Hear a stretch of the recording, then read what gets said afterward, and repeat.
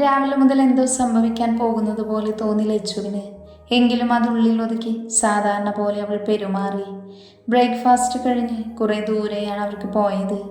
അവിടെ ഓരോന്നും കണ്ടും ചോദിച്ച് മനസ്സിലാക്കി അവർ ബിസിയായി. ഓഫീസിൽ ബിസിയാണ് അഗ്നി.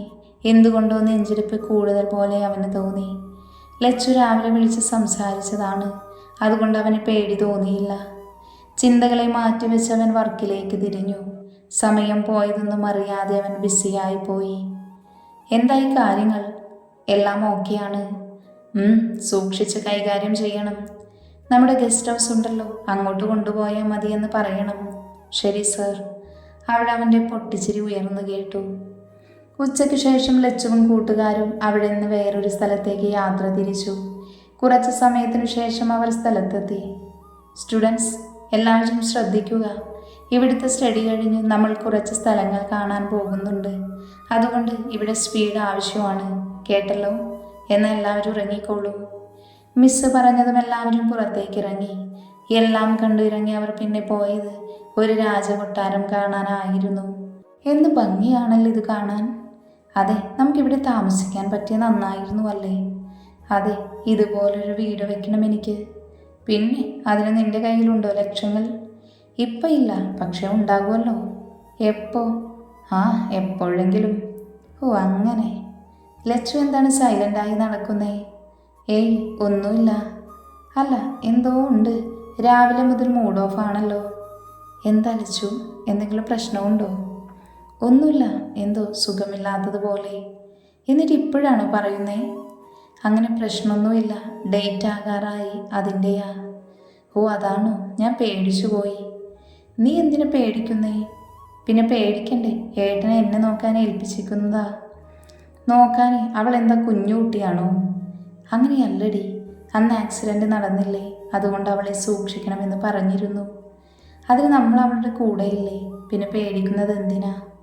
മതി സംസാരിച്ചു നിന്നത്, വാ നമുക്ക് പോകാം. അവിടെല്ലാം കണ്ടു കഴിഞ്ഞ് സമയം ഒത്തിരിയായി. പിന്നെ അവർ പോയത് ബീച്ചിലായിരുന്നു. അവിടെ എത്തിയതും എല്ലാവരും വെള്ളത്തിൽ കളി തുടങ്ങി. ലച്ചു വാ. ഞാനില്ല, നിങ്ങൾ ഇറങ്ങിക്കോ. അതെന്താ അങ്ങനെ? നീയും വാ പെണ്ണേ. ഞാനിവിടെ നിൽക്കാം, നിങ്ങൾ പൊയ്ക്കോ. ലച്ചു, എന്താടാ നിനക്ക്? ഏയ് എനിക്കെന്ത്, ഒന്നുമില്ല. എന്നാലും ഒന്നുമില്ല, പോ. ഇവിടെ തന്നെ നിൽക്കണം, ഞാൻ ഇവിടെ ഉണ്ടാകും. ലച്ചു അവിടെ നിന്ന് അവൾ വെള്ളത്തിലിറങ്ങുന്നത് നോക്കി നിന്നു. കല്ലുടക്ക് ലച്ചുവിനെ നോക്കുന്നുണ്ട്. ലച്ചു എന്തൊക്കെയോ ചിന്തിച്ച് അവിടെയൊന്ന് നിന്നു. സന്ധ്യ ആയതുകൊണ്ട് കടൽ കാണാൻ ഒരു പ്രത്യേക ഭംഗി തോന്നി അവൾക്ക്. അഗ്നി ഓഫീസിൽ നിന്ന് ഇറങ്ങാൻ തുടങ്ങുവാണ്. എന്തോ വല്ലാതെ തോന്നി അവന്. ഫോണെടുത്ത് ലച്ചുവിനെ വിളിക്കാൻ തുടങ്ങി. അപ്പോഴാണ് കല്ലു ഇങ്ങോട്ട് വിളിക്കുന്നത്. കല്ലു എന്ത് പെട്ടെന്നൊരു വിളിയൊന്നോർത്ത് അവൻ കോൾ അറ്റൻഡ് ചെയ്തു. ഹലോ ഏട്ടാ. കല്ലു, എന്താ മോളെ? ഏട്ടാ, ലച്ചുവിനെ കാണാനില്ല. വാറ്റ്? അവൻ ഇരിക്കുന്നിടത്ത് നിന്ന് ചാടി എഴുന്നേറ്റു. ഞങ്ങൾ ബീച്ചിൽ വന്നേക്കുമായിരുന്നു. ലച്ചു കരയിലിരുന്നു. ഞങ്ങൾ വെള്ളത്തിലിറങ്ങി. ഇടയ്ക്ക് തിരിഞ്ഞു നോക്കുമ്പോൾ അവളെ കാണുന്നില്ലേട്ടാ. അവൻ എന്താണ് ചെയ്യേണ്ടതെന്ന് അറിയുന്നില്ല. ഭ്രാന്ത് പിടിക്കുന്നത് പോലെ തോന്നി. കല്ലു, നീ പേടിക്കണ്ട. നിങ്ങൾ കൂടെയുള്ള സാറിനോട് ഫോൺ കൊടുക്ക്. ഏട്ടാ. അവൾ വേഗം ഫോൺ കൈമാറി. ഹലോ. ഹലോ, അഗ്നിദേവാണ്. സാർ പറയൂ. അവിടെ എന്താ സംഭവിച്ചത്? കല്യാണും ഫ്രണ്ട്സും വെള്ളത്തിലിറങ്ങി നിൽക്കുവാണ്. ശ്രീലക്ഷ്മി കരയിൽ നിൽക്കുന്നുണ്ടായിരുന്നു. പിന്നെ നോക്കുമ്പോൾ കാണുന്നില്ല. നിങ്ങളെന്താണ് ഒരു ഉത്തരവാദിത്തമില്ലാത്ത പോലെ പറയുന്നത്? സർ, അത് പിന്നെ തൽക്കാലം നിങ്ങൾ അടുത്തുള്ള സ്റ്റേഷനിൽ പോയി കംപ്ലൈൻറ്റ് കൊടുത്തിട്ട് അവിടെ നിന്ന് തിരിച്ചു പോര്. ബാക്കി ഞാൻ നോക്കിക്കോളാം. Okay sir. അത്രയും പറഞ്ഞ് അഗ്നി ഫോൺ കട്ട് ചെയ്തു. അവൻ വേഗം കിച്ചുവിൻ്റെ ക്യാബിനിലേക്ക് ഓടി. ഡോറ് തുറന്ന് അകത്തേക്കു കയറി. പെട്ടെന്നുള്ള അവൻ്റെ വരവിൽ കിച്ചു ഒന്ന് ഞെട്ടി എഴുന്നേറ്റു. എന്താടാ? ലച്ചു മിസ്സിംഗ് ആണ്. വാട്ട്? അതെ, ഇപ്പം കല്ലു വിളിച്ച് പറഞ്ഞതാ. ആരായിരിക്കും? അറിയില്ല. ഞാൻ എന്തായാലും അങ്ങോട്ട് പോകുക. നീ ഒറ്റയ്ക്ക്? ഞാനും വരാം. എന്നാ ഇറങ്ങവാ. അവർ വേഗം കമ്പനിയിൽ നിന്നിറങ്ങി. വീട്ടിലെത്തിയതും ആരോടൊന്നും പറയാതെ അവർ പോകാനുള്ള കാര്യങ്ങൾ ചെയ്തു. അച്ഛന്മാരെ മാറ്റി നിർത്തി അവർ കാര്യങ്ങൾ പറഞ്ഞു. ഗാഡ്സിൽ സ്റ്റീഫൻ അച്ചായനെയും രണ്ടുപേരെയും അവർ കൂടെ പോയിരുന്നു. ലച്ചു മയക്കത്തിൽ നിന്ന് കണ്ണു ചിമ്മി തുറന്നു. അവൾ ഭയത്തോടെ ചുറ്റും നോക്കി. വൃത്തിയുള്ളൊരു മുറിയിലാണ് അവൾ ഉള്ളത് എന്ന് അവൾക്ക് മനസ്സിലായി. ആരാണ് തന്നെ കൊണ്ടുവന്നത്? എന്താകും? അവൾക്ക് പേടി തോന്നി. അവളുടെ കണ്ണുകൾ നിറഞ്ഞു. ദേവേട്ട, എവിടെയാ നിങ്ങൾ? എനിക്ക് പേടിയാകുന്നു, അവൾ കരഞ്ഞുകൊണ്ട് മനസ്സിൽ പറഞ്ഞു. ആ മുറിക്ക് പുറത്ത് ഒരാൾ നിൽക്കുന്നുണ്ടായിരുന്നു. തൊട്ടടുത്ത മുറിയിൽ രണ്ടുപേർ ഡ്രിങ്ക്സ് കഴിച്ചുകൊണ്ട് എന്തൊക്കെയോ സംസാരിക്കുവാണ്. അഗ്നിയും കിച്ചുവും ബോഡി ഗാർഡ്സും അവിടുന്ന് യാത്ര തിരിച്ചു. അഗ്നി എന്തൊക്കെയോ ചിന്തിച്ചിരിക്കുവാണ്. പെട്ടെന്നാണ് അവനൊരു കാര്യം ഓർമ്മ വന്നത്. അവൻ പെട്ടെന്ന് ഫോണെടുത്ത് എന്തോ ചെയ്ത് കുറച്ച് സമയത്തിനു ശേഷം അത് ശരിയായി. കിച്ചു അവൻ ചെയ്യുന്നത് എന്താണെന്ന് നോക്കുന്നുണ്ട്. അഗ്നി, എന്താടാ? അഗ്നിയുടെ മുഖം മാറിയത് കണ്ട് അവൻ ചോദിച്ചു. ഇത് രോഹിത്തിൻ്റെ പണിയാണടാ. അവനോ? അവൻ തന്നെ. അവരുടെ ഗസ്റ്റ് ഹൗസിലാണ് അവൾ ഉള്ളത്. നീ ഇതെങ്ങനെ കണ്ടുപിടിച്ചു? എന്തോ എനിക്ക് സംശയം തോന്നി. ഞാൻ പോകാൻ നേരം ലച്ചുവിന് GPS പിടിപ്പിച്ച മാല ഇട്ട് കൊടുത്തിരുന്നു. അതിൻ്റെ ലൊക്കേഷൻ കാണിക്കുന്നത് രോഹിത്തിൻ്റെ ഗസ്റ്റ് ഹൗസാണ്. ആ പൊന്ന മോന്, നമുക്ക് നോക്കാം അവരുടെ പ്ലാൻ എന്താണെന്ന്, അഗ്നി മുറുകിയ മുഖത്തോടെ പറഞ്ഞു. അവനിപ്പോൾ വാലിന് തീ പിടിച്ച പോലെ ഓടുന്നുണ്ടാകും. അവൻ അവളെ കാണാതെ ഭ്രാന്തെടുത്തതുപോലെ പറയണം. നമുക്ക് വിളിക്കണ്ടേ? പിന്നെ വേണ്ടേ, വിളിക്കണം. അയാൾ ഒരു ചിരിയോട് അവനോട് പറഞ്ഞു. അവൻ ഫോണെടുത്ത് അഗ്നിക്ക് കോൾ ചെയ്തു. ഹലോ അഗ്നിദേവ്, ഭാര്യയെ കാണാതെ ഓടുകയാണോ? നിനക്കെന്താടാ വേണ്ടത്? ഓ, അപ്പം അറിയാമല്ലേ. പിന്നെ നീ എന്ത് വിചാരിച്ചു ഞാനൊന്നും കാണാതെ കളിക്കാൻ ഇറങ്ങുമെന്നോ? നീ എത്തുന്നതിന് മുൻപ് ഞാനൊന്ന് രുചിച്ച് നോക്കിയിട്ട് തരാം. ഡാ, അലറി പൊളിച്ചിട്ട് കാര്യമില്ലടാ. അവൾക്ക് എന്തെങ്കിലും പറ്റിയാ നിന്നെ പിന്നെ ജീവനോടെ വെക്കില്ല ഞാൻ. അവൾ ഞാൻ തൊടേണ്ട എങ്കിൽ എനിക്ക് ആ പ്രൊജക്റ്റ് തരണം. അത് നിനക്ക് തരുമെന്ന് നീ സ്വപ്നം കണ്ടിരുന്നു. അല്ലാതെ എനിക്ക് കിട്ടിയത് ഞാൻ തരില്ല. എന്നാ പിന്നെ നിന്റെ ഭാര്യ എൻ്റെ വെപ്പാട്ടിയായി ഇനിയുള്ള കാലമുണ്ടാകും. അതിന് നീ ജീവനോടെ ഉണ്ടായാലല്ലേ. കാണാം ആരാ ഉണ്ടാകുന്നതെന്ന്. നീ പ്രൊജക്റ്റ് എനിക്ക് തരുമ്പോൾ നിന്റെ ഭാര്യയെ തിരിച്ചു കിട്ടും, ഒരു പോറൽ പോലും ഇല്ലാതെ.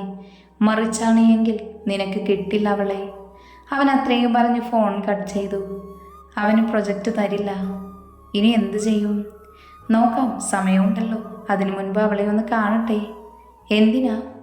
അവൻ അവളെ കണ്ടുപിടിക്കാൻ GPS വെച്ചിട്ടുണ്ട്, അത് മാറ്റണം. അപ്പം അവൻ ഇങ്ങോട്ട് വരുമല്ലേ? അതിനു മുൻപ് നമുക്കിവിടുന്ന് പോകണം. അവൻ അത്രയും പറഞ്ഞ് ലച്ചുവിനെ ഇട്ടേക്കുന്ന മുറിയിലേക്ക് പോയി. അവൻ ലച്ചുള്ള മുറിയിലേക്ക് പോയി. ഡോറിന് മുൻപിൽ നിൽക്കുന്ന ബോഡി ഗാർഡ്സ് അവന് കണ്ടതും ഡോറ് തുറന്നു കൊടുത്തു. അവൻ അകത്തേക്ക് കയറിയപ്പോൾ ലച്ചു ബെഡിൽ മുട്ടിൽ മുഖം വെച്ചിരിക്കുവാണ്. അവളെ മൊത്തത്തിലൊന്ന് ഒഴിഞ്ഞു നോക്കിക്കൊണ്ട് അവൻ ചുണ്ട് കടിച്ചു വിട്ടു. വാതിൽ തുറക്കുന്നത് കേട്ട് തിരിഞ്ഞു നോക്കിയ ലച്ചു അവൻ്റെ നോട്ടം കണ്ട് അറപ്പോടെയും പേടിയോടെയും മുഖം തിരിച്ചു. അവൻ അവളുടെ അടുത്തേക്ക് വന്നു. ലച്ചു പേടിയോടെ പുറകിലേക്ക് നീങ്ങിയിരുന്നു. ശ്രീലക്ഷ്മി അഗ്നിദേവ്, കൊള്ളാം, ഒന്ന് രുചിച്ചു നോക്കാനുള്ളതെല്ലാം ഉണ്ട്. അവൻ്റെ വാക്കുകൾ അവൾക്ക് പുഴുവരിക്കുന്ന പോലെ തോന്നി. അവളുടെ കണ്ണ് നിറഞ്ഞു വന്നു. നീ ഇനി എൻ്റെ കയ്യിൽ നിന്ന് രക്ഷപ്പെട്ടു പോകില്ല. അവന് ഞാൻ പറഞ്ഞത് കേൾക്കാൻ വയ്യ. അതുകൊണ്ട് നീ ഇനി എൻ്റെ കൂടെ മതി. അവൾക്കടുത്തേക്ക് മുഖമടുപ്പിച്ചുകൊണ്ട് അവൻ പറഞ്ഞു. അവൻ അവളെ മൊത്തത്തിലൊന്ന് നോക്കി. കഴുത്തിൽ കിടക്കുന്ന മാല കണ്ടതും അവന് മനസ്സിലായി അതിൽ GPS ഉണ്ടെന്ന്. അവൻ ആ മാല പൊട്ടിച്ചെടുത്തു. ലച്ച് കണ്ണൂരൊക്കെ അടച്ചുകൊണ്ട് അലറി. അവൻ അവളെ പുച്ഛിച്ച് പുറത്തേക്കിറങ്ങി. ലച്ചു കരഞ്ഞുകൊണ്ട് അവൻ പോയ വഴിയെ നോക്കി. അവൻ പുറത്ത് നിൽക്കുന്ന ആളോട് വാതിൽ ലോക്ക് ചെയ്യാൻ പറഞ്ഞു. അവൾ ഇവിടുന്ന് മാറ്റണം, നമ്മൾ മാറ്റിയാൽ മതി. Okay sir. അവൻ തിരിച്ചു മുറിയിലേക്ക് പോയി. നമുക്കിറങ്ങാം. അപ്പം അവളോ? അത് ഞാൻ പറഞ്ഞിട്ടുണ്ട്, അങ്ങോട്ട് കൊണ്ടുപോകും. നമ്മളിവിടുന്ന് മാറുന്നു. ഓക്കെ. അവർ പുറത്തേക്ക് പോയി. അയാൾ ലച്ചുവിനെ കണ്ണുമൂടി കെട്ടി കയ്യും കെട്ടി വായിൽ പ്ലാസ്റ്റർ വെച്ച് ഒട്ടിച്ച് പുറത്തേക്ക് കൊണ്ടുവന്നു. അവളെയും കൊണ്ട് അവൻ പറഞ്ഞ സ്ഥലത്തേക്ക് പോയി. അഗ്നിയും കിച്ചുവും ലച്ചുവിൻ്റെ ലൊക്കേഷൻ ചെക്ക് ചെയ്തുകൊണ്ടാണ് വരുന്നത്. നേരത്തെ കാണിച്ചത് തന്നെ ലൊക്കേഷൻ കാണിക്കുന്നത്. അവർക്ക് സമാധാനമുണ്ടായി. രോഹിത്ത് വിളിച്ച് സംസാരിച്ചത് കൊണ്ട് അവൾ അവിടെ നിന്ന് മാറ്റുമെന്ന് ഉറപ്പായിരുന്നു. അവളെ മാറ്റിയില്ല എന്ന് കരുതി അവർ അവളുടെ അടുത്തേക്ക് യാത്ര ചെയ്യുവാണ്. അഗ്നി, കല്ല് വിളിച്ചു. അവരോട് വീട്ടിലൊന്നും പറയണ്ടെന്ന് പറയണം. ലച്ചുവിനെയും കൂട്ടി പെട്ടെന്ന് വരുമെന്ന് പറയണം. അഗ്നി, എന്താ പ്ലാന്? തൽക്കാലം അവൻ്റെ ഗസ്റ്റ് ഹൗസ് വരെ പോകുന്നു. ബാക്കിയെല്ലാം പിന്നീട് തീരുമാനിക്കാം. പിന്നെ ഒന്നും മിണ്ടാതെ അവൾ കണ്ണടച്ച് കിടന്നു.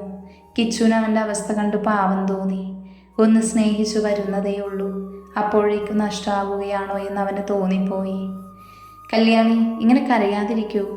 മിസ് ലച്ചു, അവളില്ലാതെ ഞാൻ എങ്ങനെ വീട്ടിൽ പോകും? അഗ്നി സാറിനോട് കാര്യം പറഞ്ഞില്ലേ? ഇനി സാറ് നോക്കിക്കോളും. നമുക്കെന്തായാലും തിരിച്ചു പോകാം. അതെ, എല്ലാവരും വണ്ടിയിലേക്ക് കയറി. ഇനി ഇവിടെ നിൽക്കണ്ട. കല്യാണിയെയും കൂട്ടി വണ്ടിയിൽ കയറിക്കോ ആതിര. ശരി സർ. ആദ്യമായും കണ്ണു തുടച്ചു കല്ലുവിനെ പിടിച്ച് വണ്ടിയിൽ കയറി. കല്ലു, കരയാതിരിക്ക്, ഏട്ടൻ അവളെ കൊണ്ടുവരും. എനിക്കറിയില്ല ആദു, വീട്ടിൽ ചെന്ന് അമ്മയോട് ഞാൻ എന്തു പറയുമെന്ന്. ഏട്ടൻ എന്തെങ്കിലും വഴി കണ്ടിട്ടുണ്ടാവും. നീ കരഞ്ഞോണ്ടിരുന്നിട്ട് എന്തെങ്കിലും കാര്യമുണ്ടോ? നമുക്ക് ഏട്ടനെ ഒന്ന് വിളിച്ചു നോക്കാം. അതെ, നീ കിച്ചു ഏട്ടനൊന്ന് വിളി. അഗ്നിയേട്ടൻ ടെൻഷൻ അടിച്ചിരിക്കുമായിരിക്കും. ഞാൻ വിളിക്കാം. എല്ലാവരും കയറിയതും വണ്ടിയെടുത്തു. കല്ല് ഒരുപാട് കരഞ്ഞതുകൊണ്ട് ഉറക്കം പിടിച്ചു. എന്താ മാധവേട്ട വിളിച്ചേ? അടുക്കളയിൽ പാചകത്തിലായിരുന്ന ദേവിയമ്മ അങ്ങോട്ട് വന്നുകൊണ്ട് ചോദിച്ചു.